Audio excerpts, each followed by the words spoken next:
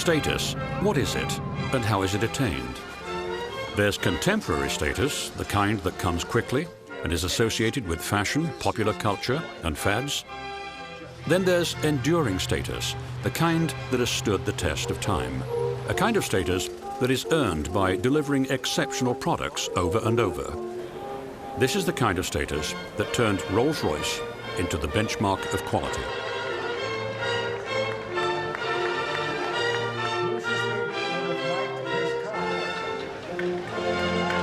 To understand how Rolls-Royce achieved this reputation, we need to go back to the beginning. At the turn of the 20th century, the automobile was strictly for the wealthy. People like Charles Rolls, a well-educated aristocrat, were bitten by the auto bug. Rolls earned a reputation as an auto racer and opened a dealership in London. Unhappy with the foreign cars he sold, he searched for a high-quality British vehicle to race and sell. One of his friends told him about such a car being built by Henry Royce.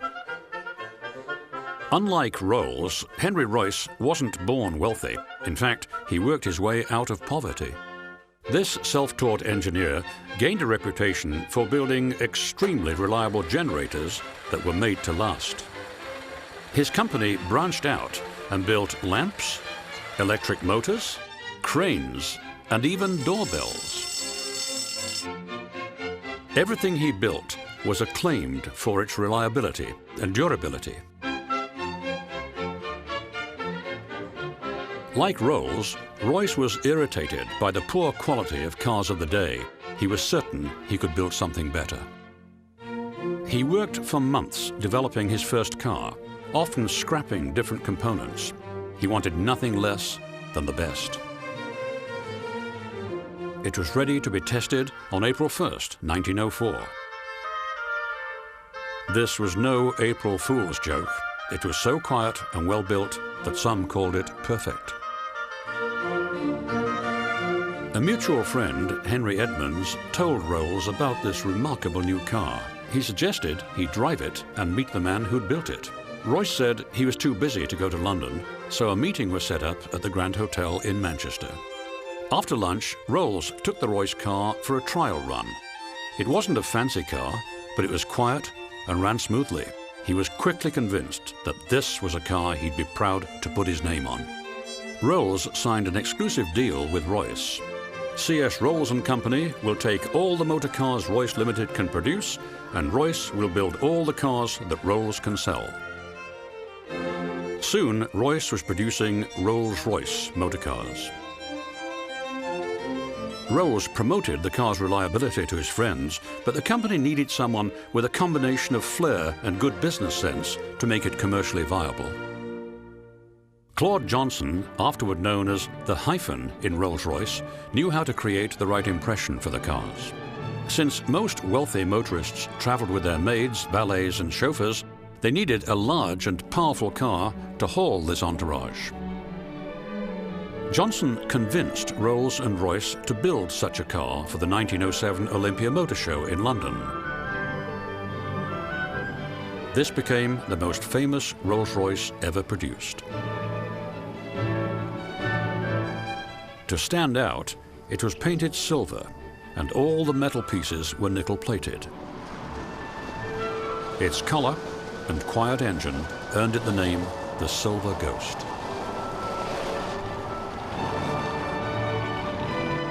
To make a splash in the press, Johnson entered the car in the Scottish Reliability Trial in June of 1907. After a grueling 2,000-mile trip, the Royal Automobile Club inspected the car and found little sign of wear. An inspired Johnson upped the stakes and staged a 15,000-mile, 4-month-long non-stop test for the Silver Ghost. This was twice as long as the then 7,000-mile record. The Royal Auto Club, the RAC, agreed to oversee this event, and the car was off. The Silver Ghost completed the 15,000-mile run, was disassembled, and inspected by the RAC. A few minor parts were worn, but total repairs would cost less than $10. The results astonished the press. Orders began to pour in, and manufacturing began in earnest at Royce's little factory in Manchester. It wasn't quite mass production. Only 4 chassis a week were built. Royce didn't want to turn out anything that wasn't as near perfect as possible. Collectors such as Millard Newman believed that the Rolls-Royce Silver Ghost is one of the finest automobiles ever produced. Newman liked to take his Ghosts on cross-country trips. He often asked, what other car could perform like this 80 or 90 years after being built? Royce believed that to maintain high quality, he had to concentrate on producing just one model well, instead of trying to do several in a mediocre way. This strategy paid off, and in 1908, the company moved to a larger factory in Derby. Napier, its chief rival in the luxury market, was soon eclipsed. Rolls-Royce had climbed to the top of the automotive mountain. But Charles Rolls wanted to go higher. He wanted to fly. He became an accomplished aviator and was the first pilot to cross the English Channel twice in a non-stop flight. Royce didn't share Rolls's enthusiasm for flying. He thought it was too dangerous. He refused to build aircraft engines. Undeterred by his partner's apprehensions, Rolls continued his flying exploits. In the summer of 1910, while taking part in a landing contest, Rolls sadly had the dubious distinction of being the first Englishman to be killed in an aircraft accident. His death was a blow to the company. It hardened Royce's feelings about aviation. That same year, the company asked Claude Johnson to combat the spread of inappropriate hood ornaments.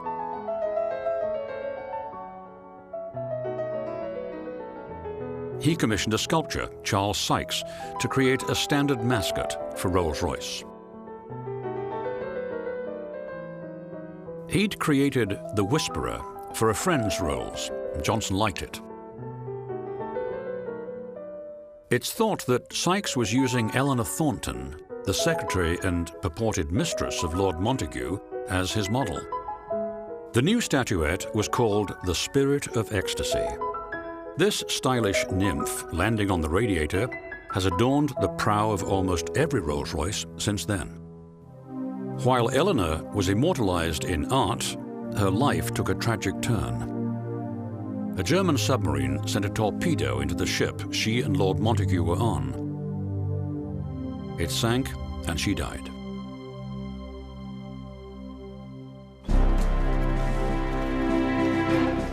As the world careened into the First World War, it became clear to Royce that motorized transport would play a larger combat role than ever before. Rolls-Royce made its chassis available for staff cars and ambulances and mechanized armored vehicles. The Silver Ghosts were capable of reaching 50 miles per hour, even with a full combat load that nearly doubled its civilian weight. T.E. Lawrence, or Lawrence of Arabia, was the most famous driver and admirer of the Rolls armored vehicle during the First War. He attributed his success in desert warfare to his Rolls-Royce fleet, which covered thousands of miles without any technical problems. A triumph of British workmanship, said the Times newspaper. Lawrence said, a Rolls in the desert was above rubies. As Rolls-Royce cars were making a difference on the ground, Royce was being asked to reconsider his opposition to building aero engines. He relented only after winning assurances that he'd be allowed to develop an engine that would ensure that the pilots were given every opportunity to fly home. The resulting Eagle engines were so reliable that even after the ignition system or the cooling system was shot out by enemy gunfire, the planes would fly. When the war ended, the factory pulled out a chassis it had stashed away and began to develop a new car. By 1922, the so-called baby Rolls was ready for motorists who wanted a smaller car to drive without a chauffeur. The engine's basic proportions provided Rolls-Royce with its power plant for the next 37 years, until 1959.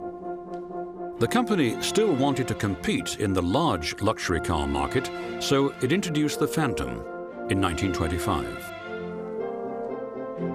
The new car was built on the Silver Ghost chassis, but had a new engine. Its best feature was hydraulic shock absorbers. Many thought it didn't go far enough. At the same time, Rolls-Royce set up a factory in the United States. Claude Johnson thought that buyers would welcome the chance to bypass the heavy import duties and have a quicker delivery. The cars were popular with movie stars like Charlie Chaplin, Al Jolson, and Norma Shearer, and with society types. But the factory never sold more than 300 cars a year, not enough to keep the doors open. Back home, Royce recognized that he needed to update the Phantom, and he released the Phantom II in 1929. A lower chassis and new gearbox allowed the cars to have longer hoods that created a distinctive, graceful look. These cars attracted buyers like actress Constance Bennett, who wanted stylish automobiles. Good morning, everyone. She always wanted to be ready for her close-up and took being beautiful seriously. Her Phantom II had built-in lighted vanity mirrors, complete with perfume atomizers and combs, the perfect accessories to take on your way to a movie premiere. Unfortunately, her son also liked her car. He borrowed it one night and drove it off the Santa Monica Pier. It was fished out of the ocean and put in storage. Years later, J.B. Nethercutt, the heir to the Merrill Norman Cosmetic Company, bought the car and had it restored. Today, it's one of the centerpieces to his museum's outstanding collection of beautiful cars in Sylmar, California. Royce was still interested in growing his company. In 1931, Walter Bentley's company was put into receivership. Royce slyly pounced and outbid his rival, Napier. The legendary manufacturer of racing Bentleys and sporting road cars now belonged to Rolls-Royce. By 1933, Royce had transformed a dream funded with £70 of his savings into a car company known around the world. The years of 18-hour days, sometimes longer, and the relentless pursuit of quality had worn him out. His health failed, and in April of 1933, he died. His commitment to build only the best was his legacy. It's reported that the designers and engineers would dismiss something by saying, "That would not do for Henry Royce." This outlook underscored the development of the company's cars and its ever-growing aviation engine business. This eventually would dominate the company. From the 1920s through the 30s, Rolls-Royce worked on developing high-powered aero engines, consistently won international speed contests. The Supermarine engine set new world speed records in the air. Miss England captured one on the water, and Malcolm Campbell's Bluebird on land. By the end of the decade, Rolls-Royce engines held speed records on land, sea, and in the air. When they weren't setting records, the company's engineers were working on introducing a new car model, the Phantom III. Released in 1936, this car had more speed, independent front suspension that gave it a smoother ride, a synchromesh transmission, and a new chassis that allowed the bodies to sit lower. Power came from a new engine which benefited from the company's aviation work. The only cars that could compete with the Phantom III were top-of-the-line Mercedes, Packards, and Cadillacs, which actually had more creature comforts. The car had some mechanical shortcomings, but there was no time to introduce fixes. By September of 1939, England and Germany were at war.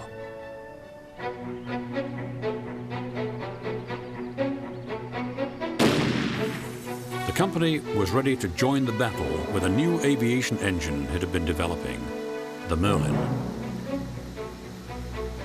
It was hoped that this engine would provide an impenetrable shield for England, like the one Merlin, the legendary magician, devised for King Arthur.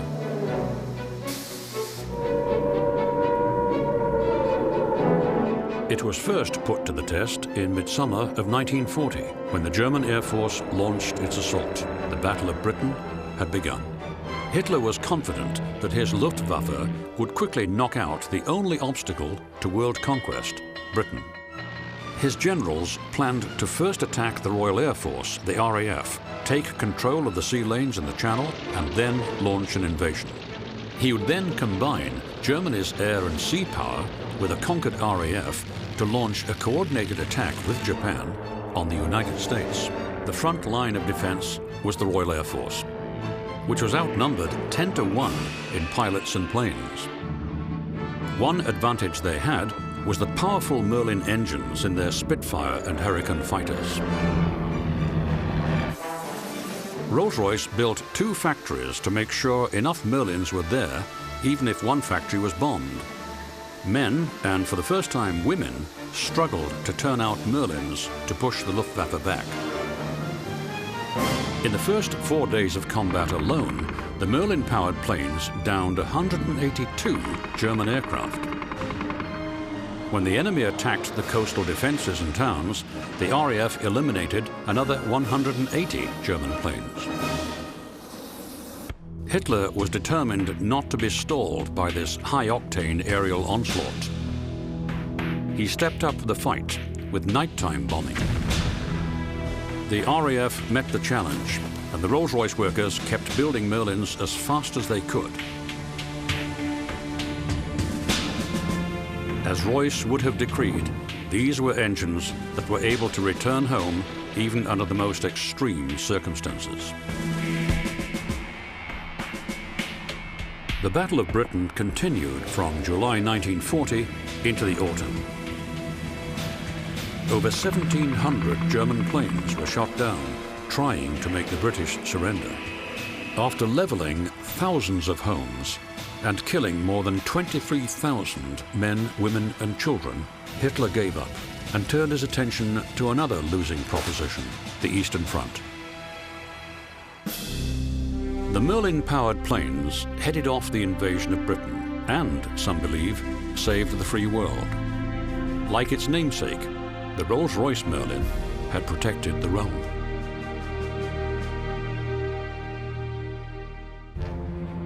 When the war ended in 1945, Rolls-Royce shifted its resources toward commercial aviation with the development of a turboprop engine, the Dart, which powered the famous Vickers-Viscount airliner.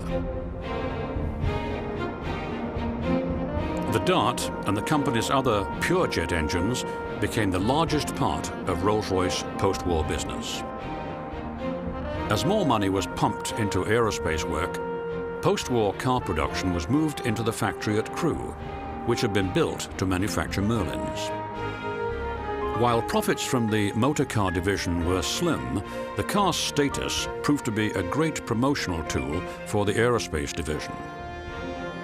People just felt better about getting on a plane with the Rolls-Royce logo on it. To keep this valuable mystique alive, the very costly and time-consuming handcrafting processes were always highlighted in company publicity and shown off to visitors to the factory. They'd show that wooden inlays were fabricated from carefully chosen matched veneers, then polished over and over until they gleamed. It was said Rolls-Royce spent a fortune making its wood look like plastic, while Detroit tried to make its plastic look like wood. Only perfect leather hides from ranches without barbed wire that could mark the skins were used for the upholstery, and the Spirit of Ecstasy was still hand-finished to adorn every radiator, except on the cars for export to Muslim countries. This meticulous attention to detail helped the company maintain its position as the producer of the world's most prestigious luxury cars. The Silver Clouds, Silver Spirits and Silver Spurs had cachet, but luxury models from Mercedes and even the Japanese began to woo buyers with speed, comfort, reliability and amenities that Rolls-Royce lacked. Unfortunately, the aviation business had slipped and been spun off. The car company could no longer rely on it for the massive investment needed to make it competitive with other luxury brands. It was merged with Vickers in 1980 and put on the block again in 1997. The quest to grab one of the most exalted brands in the world set off a war of intrigue among rival suitors. BMW's winning bid was bested by a late offer by Volkswagen of $645 million.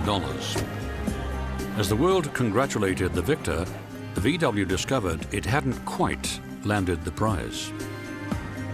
The Rolls-Royce name and RR logo were controlled by the old aviation business that had been split off, and this company preferred BMW. BMW rewarded their favor with a $45 million payment for the trademark.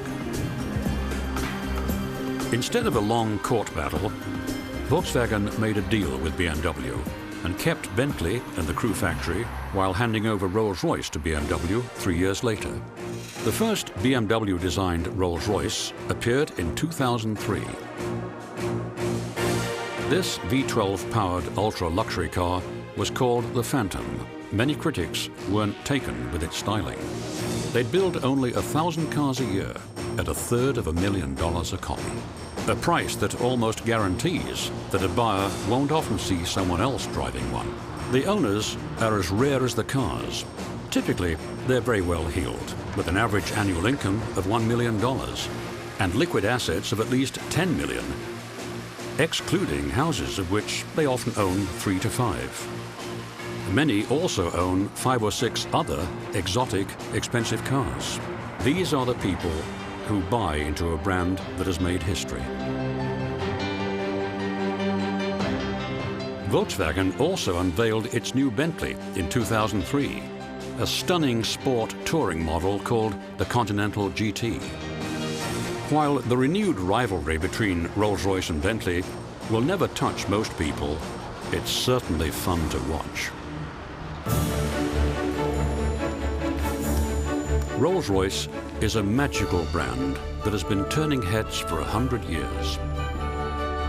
To call something the Rolls-Royce of its kind is still the highest compliment that can be paid. Will the new owners keep Merlin's magic alive and protect this symbol of quality? Time will tell.